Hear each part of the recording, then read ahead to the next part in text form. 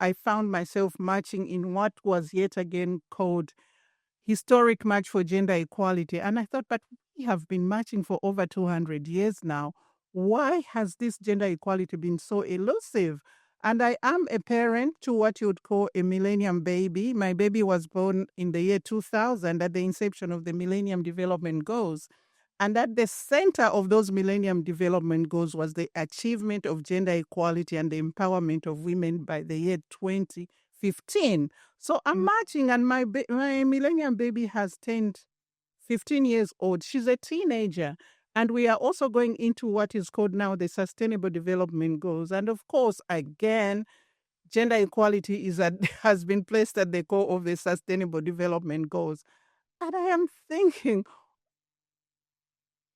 I do not want my millennium baby by the year 2030, at the conclusion of the Sustainable Development Goals in 2030, when she will be 30, and my millennium baby and her peers will be the decision makers, they'll be the leaders, they'll be the the policy makers. And I thought, I do not want those girls born at the beginning of the millennium to still be marching by 2030. But then I thought, well, should it be necessary for them to march? I'd want them to march not with their feet, not on their feet, but I wanted them to march with a mind, with their mind, a mind fully equipped with the right education, the right information, the right knowledge, the right tools, the right skills, and of course, the right networks and the right power networks that can make them move at equal footing with their male counterparts. So I started the foundation, and of course, one of the flagships of our foundation is education. We have the emphasis on education, providing quality education to the girl child, because I believe only until the girl child is educated enough to take those leadership positions, all the other issues that negatively affect the female child or women would fall in place. Mm-hmm.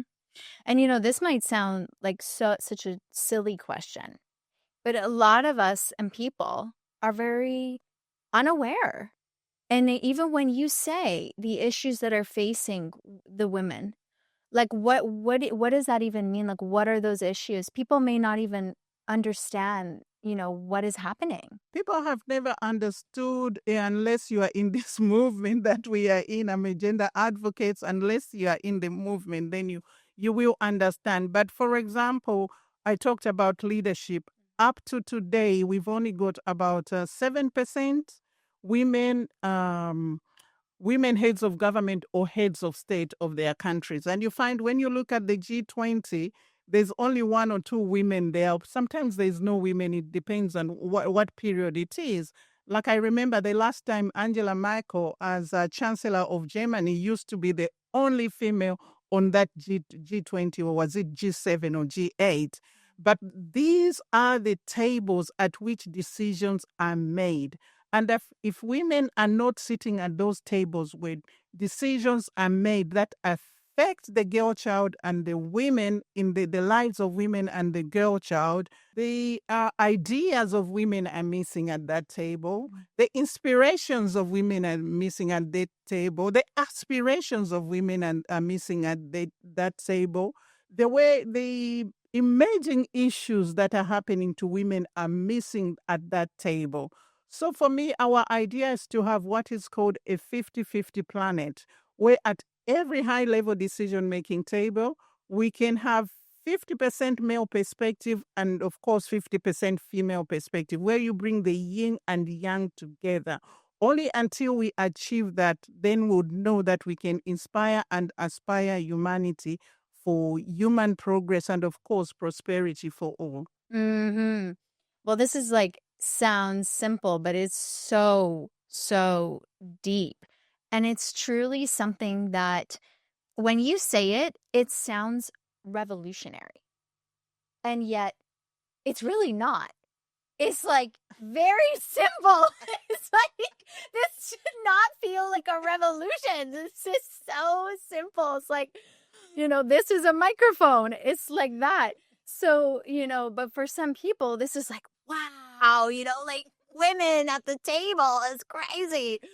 So, you are courageous and you are standing on those front lines. And many of these women that you will be interviewing this year in your podcast, Becoming Iconic, and in, the amazing World Summit, I was able to attend the World Summit on Women and Girls. And it was so, so amazing to see people from all over the world speaking and sharing together.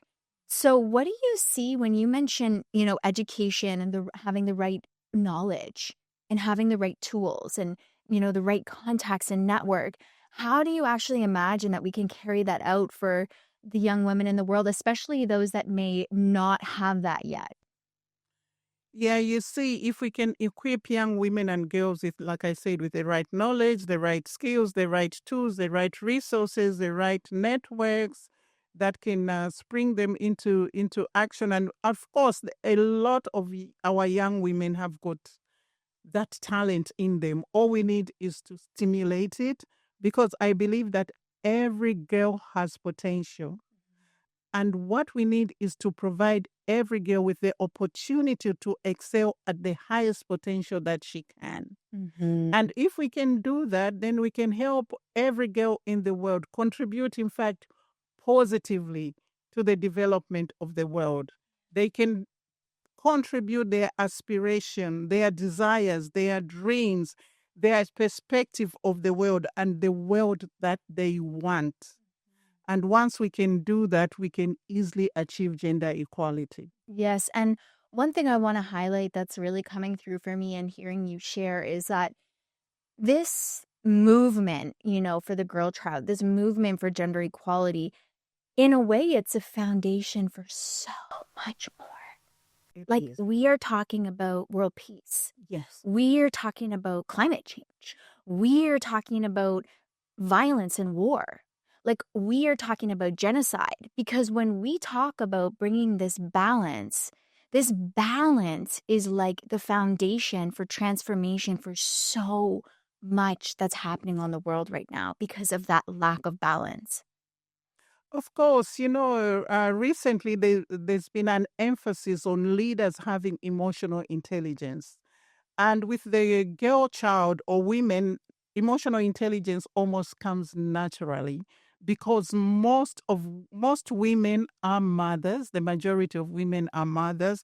And also, if you have noticed, even in places of conflict and war, you will see that a girl child, for example, even during the at the height of the HIV/AIDS pandemic, where both parents would die, if you would have a 5-year-old child, boy child, and a 3-year-old girl child, but the girl child would take care of the 5-year-old brother who's much older than they are. And this happens in the most of the time. If you look at some of the adverts or the information that is seen on television, most of the time it will be a girl child talking about their brother and how they are suffering, or carrying the brother on the back, or trying to look after the brother, even though the brother is much older than they are. So women bring that emotional intelligence to the fore, and it talks about taking care of the community, taking care of the people that are around you. And when we bring this to the fore into leadership, then we know that humanity has got a chance, because empowering the girl child is empowering humanity. Mm-hmm. When we empower the girl child, we know that we can empower humanity and we can achieve the progress for all, and of course, human prosperity that we've always been yearning for.